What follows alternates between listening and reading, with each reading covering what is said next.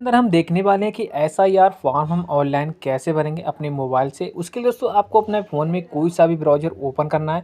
यहाँ पर आपको डालना है voters.eci.gov.in। ठीक है। अगर आपने अपना ऑफलाइन फॉर्म नहीं भरा है तो आप ऑनलाइन भी भर सकते हो। उसके लिए दोस्तों आपको मोबाइल पर आना होगा और यहाँ पर दोस्तों इस वेबसाइट पर आपको चले आना है। ठीक है। आपको बहुत आसान तरीका मैं बताऊँगा कि कैसे आप एसआईआर फॉर्म 2025 का जो भरा जा रहा है उसको कैसे भरते हैं। ठीक है। तो सबसे पहले नीचे चले आना है। यहाँ पर देखिए स्पेशल इंटेंसिव आपको एक ऑप्शन दिखेगा, ये कॉलम आपको यहाँ से मिल जाता है। यहाँ पर देखिए फिल इन्फॉर्मेशन फॉर्म ऑनलाइन। ठीक है। यहाँ पर आपको इसको भरना है। वो कैसे भरेंगे, यहाँ पर आपको क्लिक कर देना है। अब उसके लिए दोस्तों यहाँ पर देखिए पहली बार अगर आप इस पोर्टल पर आए हो तो यहाँ से आपको साइन अप करना पड़ेगा, या फिर पहले भी आ चुके हो तो यहाँ से आपको लॉगिन कर लेना है। ठीक है। तो हम यहाँ से पहले भी आ चुके हैं, हम तो यहाँ से लॉगिन ही करेंगे। चलिए यहाँ से देखते हैं, यहाँ पर लॉगिन करके यहाँ पर हम दोबारा से यहाँ पर अपना मोबाइल नंबर डालकर उसके बाद दोस्तों हम यहाँ पर डालते हैं ये कैप्चा डालने के बाद हमारा जो प्रोसेस होगा वो यहाँ से कंप्लीट हो जाएगा। आपको भी इसी प्रकार से कंप्लीट कर लेना है।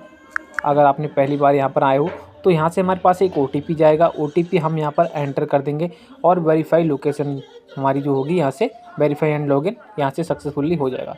तो हमारे पास ओटीपी आ चुकी है। यहाँ पर हम ओटीपी फिल करते हैं और वेरीफाई लॉगिन पर क्लिक कर लेते हैं। तो हम यहाँ पर दोबारा से एक बार फिर से रीडायरेक्ट हो जाएंगे। तो फिर से हमें दोबारा उसी कॉलम पर आना है, फिल इन्फॉर्मेशन फॉर्म पर। यहाँ पर हम चले आए हैं। अब यहाँ पर दोस्तों देख सकते हैं फॉर ओवरसीज ओनली। अब ये कॉलम जो आपको दिखेगा ये वाला, यहाँ से आप ये एनआरआई के लिए जो कोई बाहर रहता है उसके लिए ऑप्शन रहता है। यहाँ पर आपको सिलेक्ट स्टेट पर आपको क्लिक कर देना है। यहाँ पर आपको अपना जो स्टेट है वो यहाँ से आपको सेलेक्ट कर लेना है। जो भी स्टेट आपका लगता है यहाँ से आपको सेलेक्ट कर लेना है। Inter epic number in 2025। यहाँ पर आपको क्या करना है, अपना नंबर डाल देना है जो कि आपका वोटर लिस्ट में नाम है वो यहाँ से आपको डाल देना है। एपिक नंबर होता है ये डाल देना है।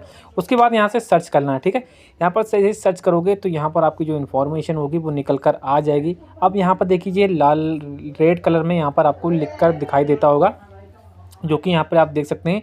अगर ये इसलिए दिखा रहा है कि आपका जो वोटर आईडी है उसमें आपका नाम और जो आपको आधार कार्ड है उसमें आपका नाम यहाँ से सेम होना चाहिए। अगर यहाँ से कोई चीज़ नेम में कोई सा भी अक्षर यहाँ से मिसमैच है तो आप यहाँ से आपके नीचे की तरफ यहाँ पर देखिए आपका जो बीएलओ है उसका भी एक नंबर यहाँ पर दिया जाएगा।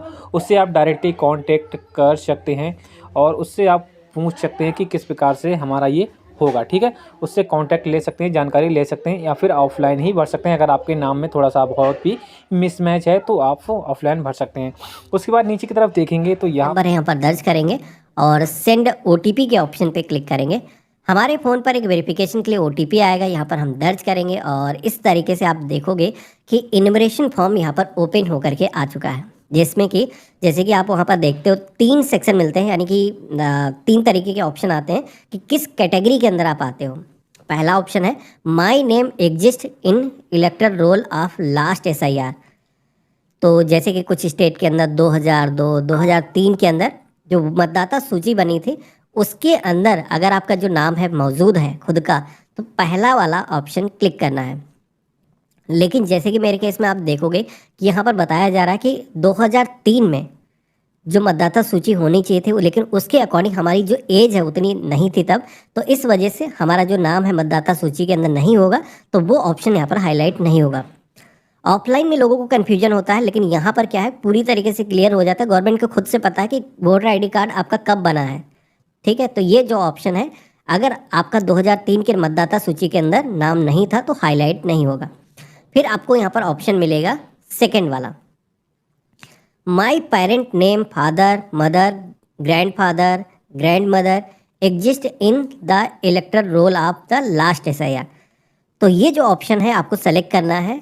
अगर आप अपने रिलेटिव जो हैं, जैसे कि आप माता पिता का जो वोटर आईडी कार्ड का जो नंबर है डिटेल है दर्ज करना चाहते हो, एसआईआर की जो इन्फॉर्मेशन है जो वोटर लिस्ट के अंदर आपने देखी है वो आपको यहाँ पर फिल करना है। तो ये वाला जो ऑप्शन है सेलेक्ट करना है, जिसमें कि माता पिता हो गए या फिर आपके दादा दादी भी हो सकते हैं जिनका नाम लास्ट एसआईआर 2003 की मतदाता सूची के अंदर शामिल है। तो उनकी डिटेल दर्ज करने के लिए सेकंड वाले ऑप्शन पे क्लिक करना है। क्वेश्चन और भी आता है कि अगर कोई महिला है तो उसके केस में क्या होगा। तो देखो, महिला हो या पुरुष हो, मेन है जन्म किसने दिया है ना, तो मम्मी पापा की ही डिटेल दर्ज करनी है। अगर वो महिला शादी के पहले कहीं दूसरी जगह पे थी, वर्तमान में जहाँ पर है वहाँ पर आपको इन्यूमरेशन फॉर्म भरना है। लेकिन पुराने वाले वोटर लिस्ट यानी कि 2003 के अंदर अगर वो मतदाता थी, जैसे कि एग्जांपल लेते हैं, अभी उसकी शादी लखनऊ के अंदर हो चुकी है, पहले वो गुजरात के अंदर रहती थी। तो गुजरात की वोटर लिस्ट आपको देखनी है, वहाँ पर अगर उसका नाम सम्मिलित था या फिर उसके मम्मी पापा का नाम सम्मिलित था तो वहाँ से डिटेल निकालनी है और इस फॉर्म के अंदर फिल करना है। अब यहाँ पर आपको सबसे पहले तो स्टेट सेलेक्ट करने के लिए बोला जाएगा, तो ये स्टेट 2003 वाला सेलेक्ट करना है जहाँ पर भी आपका नाम था, हमने सेलेक्ट कर लिया है। असेंबली कॉन्स्टिट्यूंसी जो एसी करके उसमें कॉलम मिलता है वो यहाँ पर आपको सिलेक्शन करना है, यानी कि विधानसभा क्षेत्र जो भी आपका लगता है। इसके बाद में पोलिंग स्टेशन नंबर या फिर पोलिंग स्टेशन का जो नेम है, जो पार्ट नंबर है, वो आपको यहाँ पर इस लिस्ट में से सेलेक्ट करना है। इसके बाद में सीरियल नंबर दर्ज करने का ऑप्शन आएगा, तो जहाँ पर भी आपका मतदाता सूची के अंदर नाम है आप देखोगे कि उसके जस्ट नाम के आगे ही एक सीरियल नंबर मेंशन होता है। मैं आपको साइड में दिखा दूंगा कहाँ से मैं इंफॉर्मेशन दर्ज कर रहा हूँ। तो ये इंफॉर्मेशन यहाँ पर आकर के आपको फिल करनी है, ठीक है। अब यहाँ पर इतना करने के बाद में नीचे का ऑप्शन भी दिखेगा कि ये आपके रिलेशन में क्या लगते हैं। तो जैसे कि मैंने बताया था कि 4 रिलेशन के यहाँ पर ऑप्शन अभी वर्तमान में मिल रहे हैं। आपके मम्मी हो सकते हैं, आपके पिता हो सकते हैं, आपके दादा हो सकते हैं, दादी हो सकते हैं। तो यानी कि जो ब्लड रिलेशन है वही रिलेशन आप यहाँ पर दे सकते हो। तो यहाँ पर हम सेलेक्ट कर लेंगे, जैसे कि हमारे मम्मी का नाम सम्मिलित है, सेलेक्ट किया है मैंने, सर्च के ऑप्शन पे क्लिक किया है। तो यहाँ पर आप देखोगे कि मतदाता सूची के अंदर अगर आपने ऊपर जो इन्फॉर्मेशन है वो सही तरीके से फिल करी है तो उसकी जो इन्फॉर्मेशन है वो ऑटोमेटिक यहाँ पर रिफ्लेक्ट होकर के आ जाएगी। हमारा जो नाम है मतदाता सूची 2003 के अंदर उत्तर प्रदेश के अंदर मौजूद है, इस ऑप्शन पे क्लिक करेंगे और कंटिन्यू के ऑप्शन पे क्लिक करेंगे। जैसे हमने कंटिन्यू के ऑप्शन पे क्लिक किया है तो अब हमारे सामने कुछ अन्य इन्फॉर्मेशन, जैसे कि आपकी जो डेट ऑफ बर्थ है, पर्सनल इन्फॉर्मेशन यहाँ पर दर्ज करना है। तो 2025 के अंदर जैसा आपका वोटर आईडी कार्ड है, जैसे आपके आधार कार्ड पर डेट ऑफ बर्थ है, सेम वैसे ही आपको यहाँ पर दर्ज करना है। आधार नंबर यहाँ पर अपना दर्ज करना है, फादर नेम यहाँ पर दर्ज करना है। फादर का अगर आपको ईपिक नंबर पता है, यानी कि वोटर आईडी कार्ड नंबर अगर आपके पास में है तो दर्ज कर सकते हो। हालांकि कोई ज़रूरी नहीं है, खास करके महिलाओं के केस में उनको पता नहीं होता है। तो ऐसे में यहाँ पर ये सेक्शन ऑप्शनल रखे गए हैं। ऊपर जो इन्फॉर्मेशन आपने दर्ज करी है उसी के हिसाब से डिसाइड होगा कि आप आगे वोटर लिस्ट के अंदर रहोगे या नहीं रहोगे। तो जैसे कि यहाँ पर हम पिता का जो ईपिक नंबर है अगर मौजूद है यहाँ पर दर्ज करेंगे। इसी के साथ में मदर के सेक्शन में आना है, सेम उसी तरीके से नाम और ईपिक नंबर यानी कि वोटर आईडी कार्ड नंबर यहाँ पर दर्ज करना है। इसके बाद में स्पाउस नेम के सेक्शन में आना है। यहाँ पर आपको जीवन साथी का जो नाम है, जैसे कि कोई महिला अगर फिल कर रही है तो वो अपने पति का नाम फिल करेगी, पति फिल कर रहा है तो उसे अपनी पत्नी का जो नाम है यहाँ पर दर्ज करना है। इसी के साथ में उसका जो ईपिक नंबर है अगर आपके पास में मौजूद है तो यहाँ पर आपको दर्ज कर लेना है। अगर मौजूद नहीं है तो आप इसे ब्लैंक भी छोड़ सकते हो। प्लस आप सबमिशन के सेक्शन में आना है, जहाँ से भी आप ये फॉर्म भर रहे हो अपना जो वर्तमान स्थान है, अपने गांव का नाम, अपने तहसील का नाम आप दर्ज कर लेना। और इसके बाद में आप सभी को अपलोड फोटो की टैब पे आना है। यहाँ पर आपको अपनी जो वर्तमान फ़ोटो है वो अपलोड करना है और पासपोर्ट साइज़ की जो फ़ोटो है वो होनी चाहिए, यानी कि ऐसी कोई सेल्फी मत अपलोड कर देना। जैसे एक प्रोफेशनल फ़ोटो होती है वैसी अपलोड करना है। मैं एग्जांपल के लिए आपको स्क्रीन पे दिखा दूंगा। पासपोर्ट साइज़ की फ़ोटो यहाँ पर आपको अपलोड करना है, जिसका जो साइज़ है मैक्सिमम 2 MB होना चाहिए। आज की डेट में मोबाइल फ़ोन में 5-5 MB की फाइलें बन जाती हैं, तो ऐसे में इसको रिसाइज कर लेना है।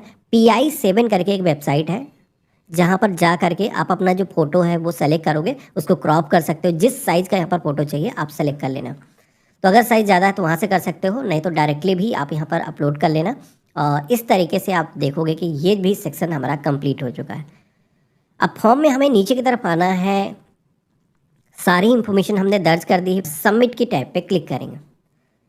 जैसे हमने सबमिट के ऑप्शन पे क्लिक किया है तो यहाँ पर ई साइन करने होंगे, यानी कि हस्ताक्षर डिजिटल तरीके से होंगे, जो कि आधार के ज़रिए होंगे। तो आपको अपना जो 12 डिजिट का आधार नंबर है यहाँ पर दर्ज करना है। आधार OTP के ऑप्शन पे क्लिक करना है। आपके फ़ोन पर एक वेरिफिकेशन के लिए OTP आएगा, जिसके लिए आपको गेट OTP के ऑप्शन पे क्लिक करना है। मैसेज के माध्यम से कोड आएगा, हमें यहाँ पर OTP को दर्ज करना है और सबमिट के ऑप्शन पे क्लिक करना है। तो इतना करते ही आप देखोगे कि हमारे सामने सक्सेस का जो मैसेज है वो आ चुका है। SIR यानी कि स्पेशल इंटेंसिव रिवीजन जो अभी हो रहा है, इसके अंदर आप देखोगे कि हमने अपना जो सर्वे फॉर्म है वो ऑनलाइन ही भर दिया है, यानी कि अब हमें कुछ भी करने की ज़रूरत